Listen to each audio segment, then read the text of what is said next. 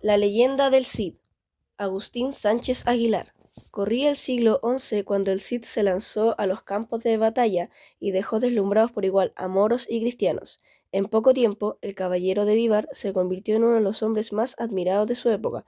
Su figura cobró en la imaginación de la gente el tamaño gigantesco reservado a los héroes. Así que acabó por convertirse en carne de leyenda y entró por la puerta grande en el terreno de la literatura. Los juglares cantaron la dignidad y el coraje del Cid, y algunos cronistas llegaron a atribuirle victorias desmesuradas, que no tenían nada que ver con la vida real.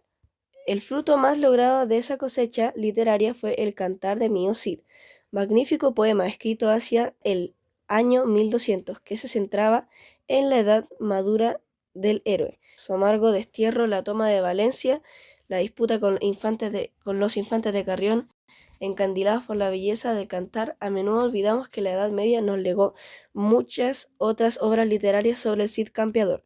En realidad, el cantar aborda tan solo una porción de la leyenda del héroe, que abarca muchos otros episodios, como el duelo que el Cid mantuvo de joven con el padre de su amada Jimena, la amistad que trabó con un leproso en el camino a Galicia y la asombrosa victoria que les arrancó a los moros cuando ya estaba muerto.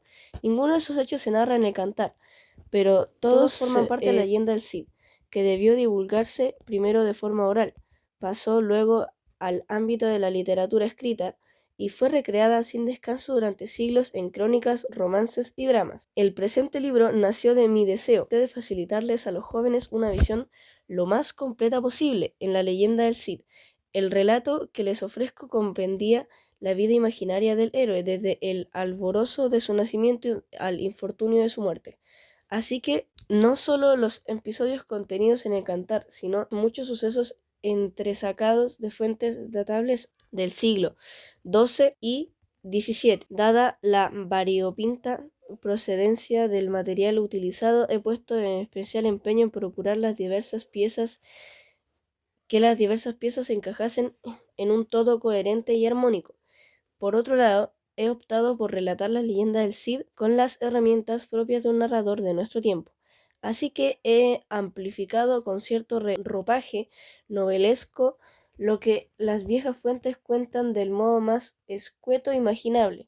En el relato que he escrito hay descripciones y diálogos y soliloquios, creados de la nada, porque me parecían necesarios para darle cierta profundidad a los personajes y para incrementarle la densidad humana de la historia. Sin embargo, los episodios en sí mismos proceden casi sin excepción de fuentes clásicas, así que los lectores pueden tener la garantía de que la imagen final que obtendrán de la vida del Cid es casi idéntica a la que tuvieron las gentes de la época de Berceo o de los tiempos de Cervantes.